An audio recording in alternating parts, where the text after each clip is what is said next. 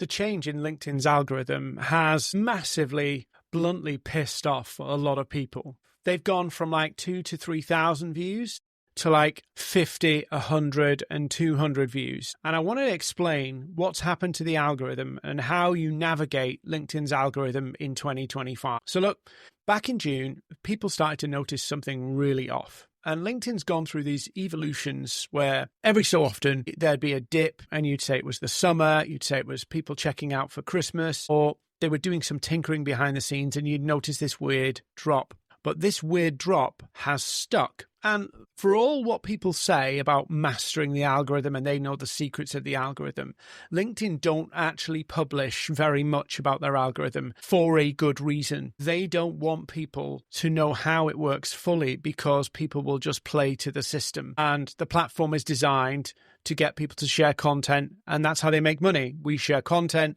LinkedIn uses that content to keep people on the platform, and that's how they make money, by selling ad space. So I wanted to talk about something I've been talking about with the algorithm. I'm going to explain how it works, what's changed, and also give you some insights from what LinkedIn have said about the algorithm. But a few years ago, I warned people that the algorithm would change and that you couldn't rely solely on content. Despite what many influencers are saying, content's the biggest opportunity, and to some degree it is. But the average person using LinkedIn cannot rely on content as a reliable, predictable source of leads, inquiries, the works. So I've noticed that pretty much all social media platforms follow the same kind of MO in the way they approach things. They launch an algorithm and it's really easy. The average person can get on there and make a real impact. TikTok had this, Facebook had this, Instagram had this. And then as the platform matures, they start to add more complexity. So Instagram, Facebook,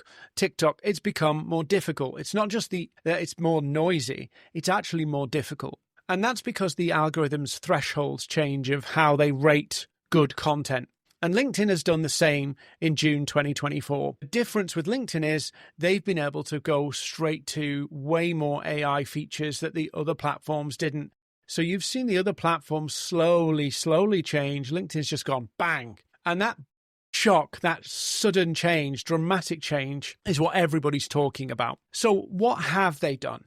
Well, I wrote an article about this. Basically, LinkedIn's VP of Product did an interview recently and talked about some of the changes. And I'll give you the kind of headlines of what the changes are. First off, LinkedIn's not prioritizing recency anymore. So what that means is it used to be that you'd put a post up and that post would have a life of 24 hours. And you would judge the success of that post based on how it did in 24 hours. And for people like me, you'd spot patterns and you'd go, actually, this is where you need to be in the first hour if that post's going to do well in the next 24 hours. That's totally gone now, in that posts are going to last a lot longer. And I looked at one of my posts this week that really bombed, like really bombed. I posted it a couple of weeks ago and it was like depressing and I like really bad, like end my, give up posting content bad. It got like 400 views or something. I went back to it.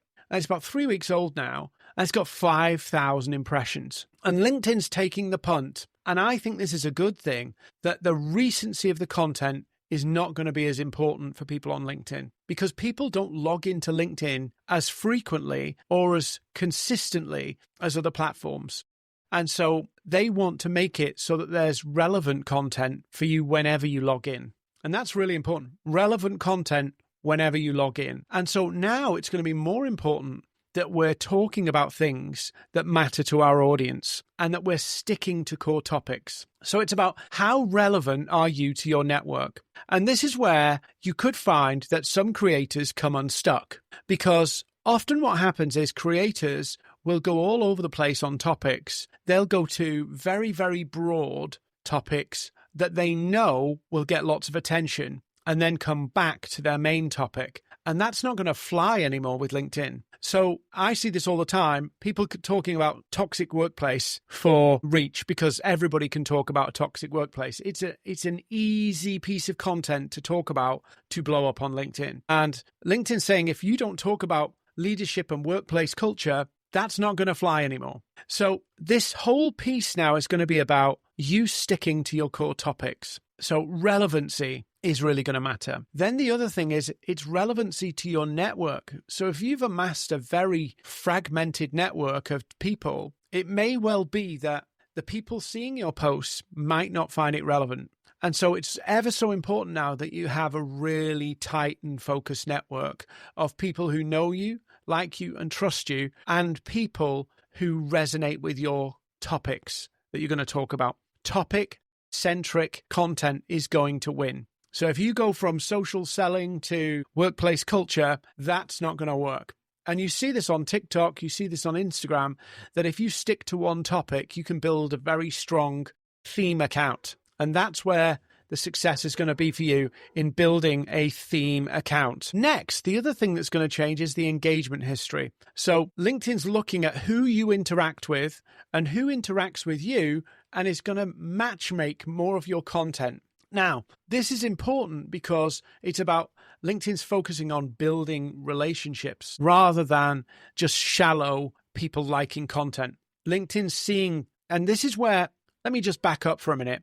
LinkedIn's mission is slightly different from a lot of other social media platforms. LinkedIn's mission is actually to create opportunity for all. So it's about creating opportunity. If they allow the content platform to develop, the content part of the site to develop like other platforms, you end up with a very creator-centric platform. In other words, the majority scroll and the minority get opportunity. And what LinkedIn's doing with its new algorithm change is trying to rebalance that. So you are going to see less impressions, but those impressions will be way more relevant. So it'll be based on who's paying attention to you, who's interacting with you. Those ties of connection will be fundamentally who sees your content. So it will be easier for people to see you on multiple occasions. In fact, there is some sense that it might be even a little annoying. So you may have people seeing you more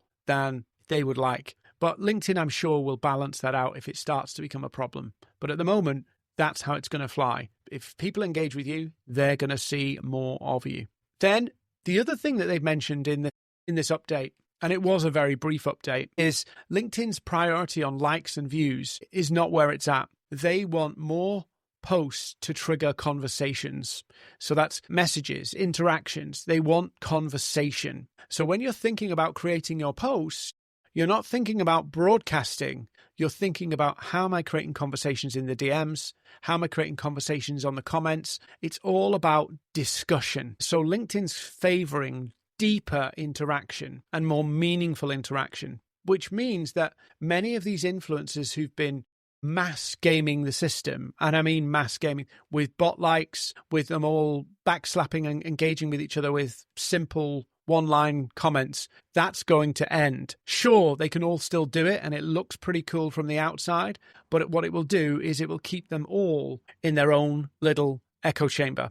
So what does this mean for us? Well, actually, it means we have to get used to less impressions. We have to get over this kind of shock of, why has this post got 200 impressions in the first day, and what's wrong with the content and all that kind of stuff. We have to think a bit longer term. And so your posts are going to stick around for a lot longer. So we need to focus on creating content that's going to stick around for a while. Evergreen content. A number of people have said in the feed, I'm seeing things that like events and stuff that's kind of already happened.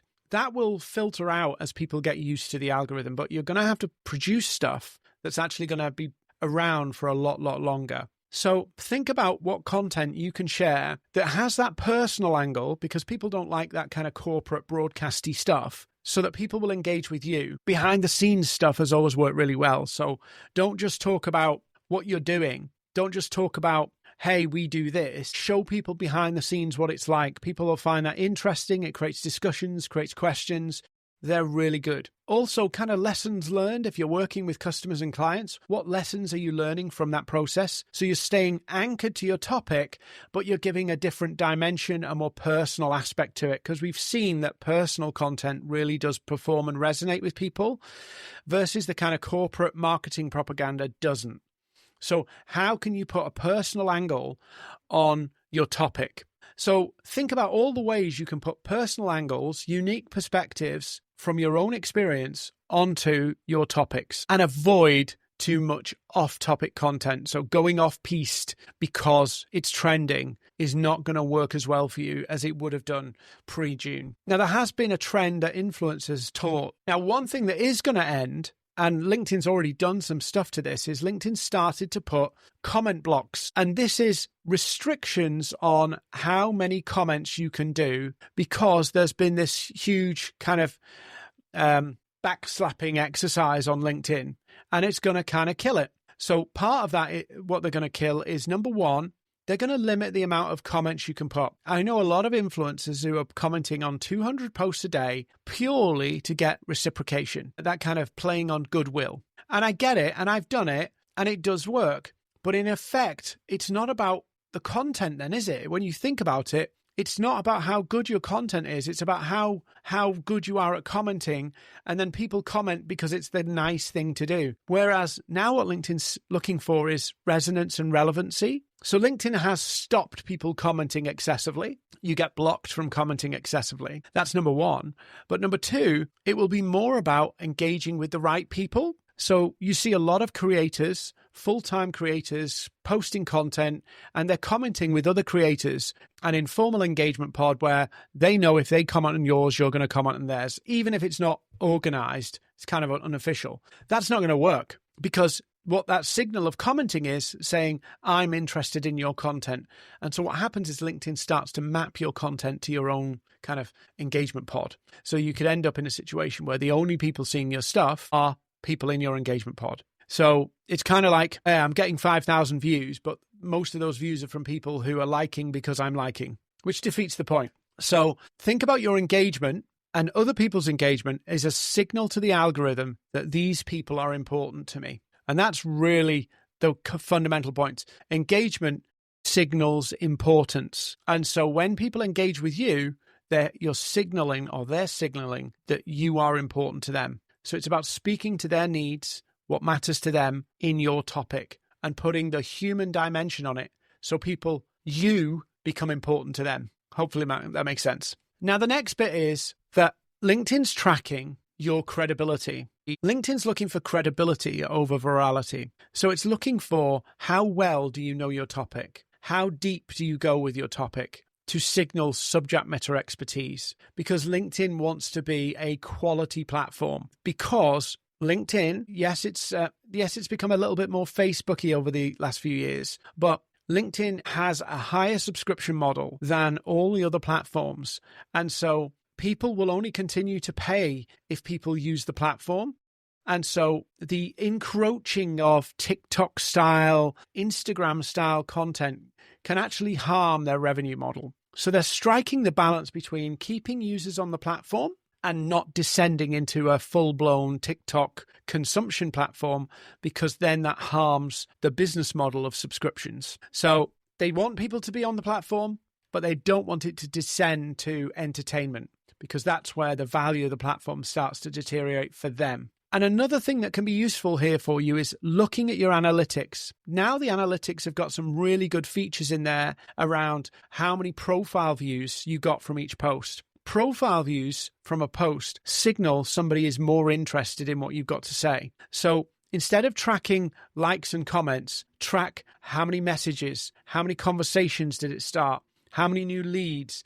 But profile views and link clicks from your profile are things that you should be going, I want to do more content like that, because that content is getting people really interested. It's people searching for more. And that's a real power signal for us. So impressions, great. Comments and discussion in the comments, brilliant. People looking at our profile, people clicking links, that is a real signal that we have got under the skin of our target audience. And so we should be focused more on driving those than driving pure raw engagement like likes, comments, impressions, reposts. Those raw metrics are one thing, but the quality metrics are going to be, does somebody look at your profile? Does somebody click that link? That will drive way more impact. So there's one more thing that's really useful to us. You will not have to post as much. So if you've been posting daily and it's been a pressure for you, you don't have to. 2 or 3 posts per week would be more than enough. It's better that you put out the quality and put out stuff on topic than just going out and putting stuff because you think it's important to do. So make sure your content is targeted, is thoughtful, and is valuable for your target audience. Make sure that you're talking to your topics, because the good content's going to stick around for longer. And the old measure of good content is done. The way you would measure it of likes, comments, impressions, raw engagement is done. We need to start tracking our content by the deep engagement, the discussion, and the profile views and the link clicks, because LinkedIn wants to maintain this as a quality platform and a platform that creates opportunity for everyone, not just a bunch of creators with 100,000 followers. So it's not about posting every day anymore. It's not about competing in the feed. It's about you being relevant to your target audience. Yes, I'm adjusting to it. You'll be adjusting to it. It will feel a little demotivating when you see the metrics are not the same. We will have to recalibrate how we judge what good is, but actually it's going to be more helpful for you in terms of getting leads, getting conversations, and really making an impact on the platform. So the algorithm's changing, but it's a change for good. Go test this out and let me know how this is going for you. Tell me what happens for you. Look at your own metrics. Drop me a DM on LinkedIn. I want to know how you're adapting to the algorithm. Share your stories, share your frustrations, and maybe I'll bring some of you on to talk about it.